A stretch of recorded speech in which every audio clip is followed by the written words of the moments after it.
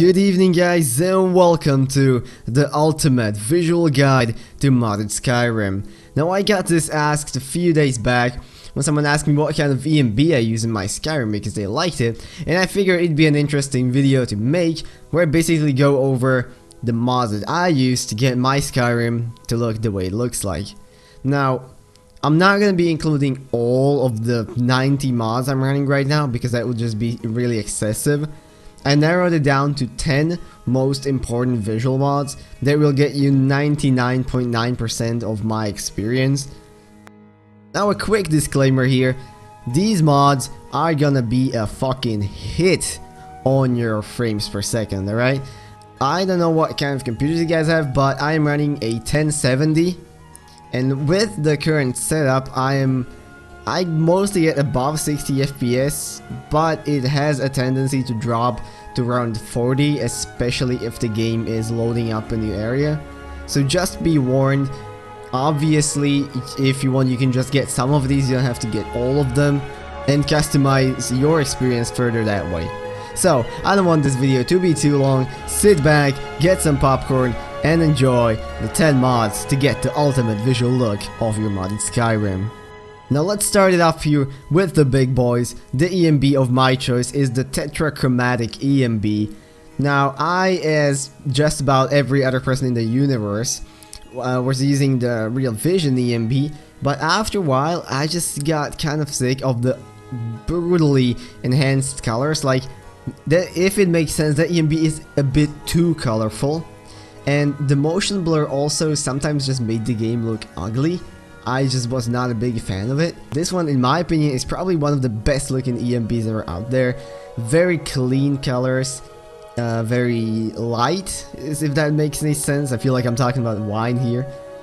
But in my opinion, it just has the best depiction of colors, not overly colorful, just sharp enough, and also it has no motion blur, which is a welcome change after spending about 300 hours with the Real Vision ENB. Now the second visual mod of my choice is a bit different, and it's JK's Skyrim. Now this one does not change the visuals in the sense that it would change the graphics, but instead this guy, or girl, I'm not sure, remade all the cities and added a lot of clutter, extra buildings and structures, basically just made all of the towns and villages feel a lot more like towns and villages.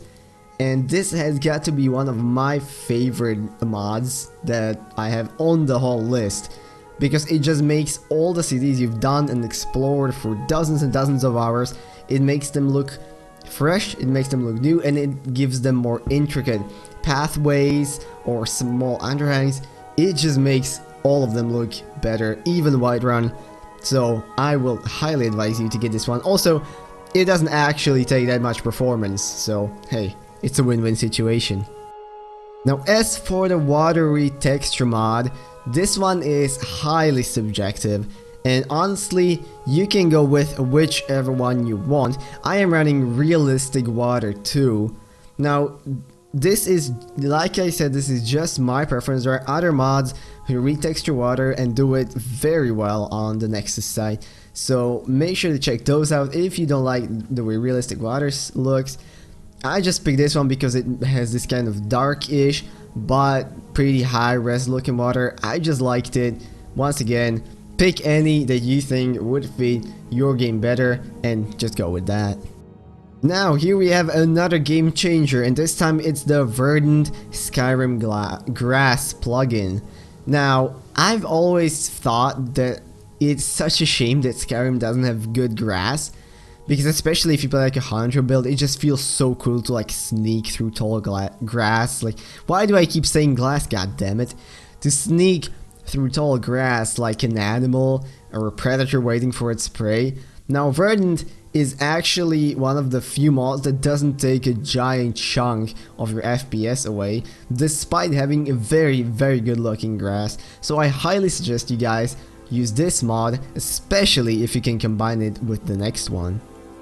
Now the best mod in combination for your grass is gonna be Skyrim Flora Overhaul. Now what this mod does is it takes all the trees, all the flowers and bushes and whatnot, and basically retextures them, makes them look bigger, makes them look more high definition, adds new types of trees, new types of flowers, makes everything a bit more colorful, makes all of the trees and bushes look better, all of the mosses, all of the hanging fucking lianas, I don't know.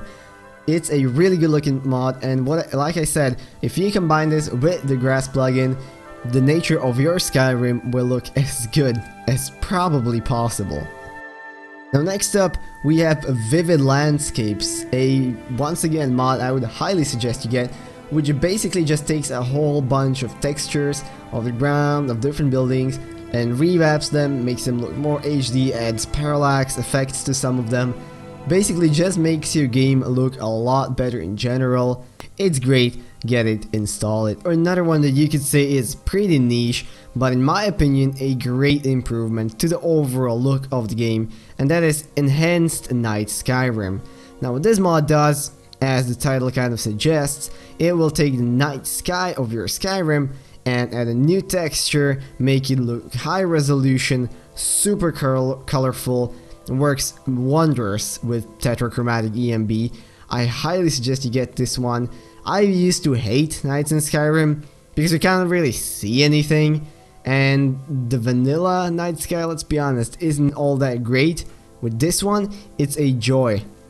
If you go for a walk in the Night Riverwood, you look up, you see the giant planet, you see all the colorful pink, orange and whatnot. It will be beautiful. Highly suggest you get this one. And now another mod, I just keep repeating myself, that will make your game look significantly better. We have the Static Mesh Improvement mod.